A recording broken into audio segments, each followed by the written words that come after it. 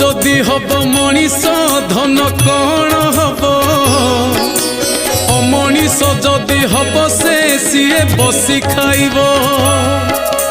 पुओ पाठ पढ़ी जेबे से करिबलो चाकिरी विदेश को चली जीवलो आसबनी से फेरी कली जुग शेष हबलो मोर लवंगलता मो साथी रे कली करुचु कह कहीं अजथा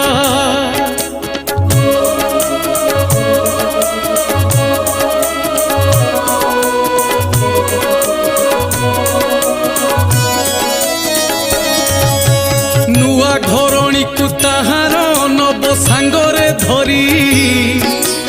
आमे दुई प्राणी थिबालो निज कर्म आदरी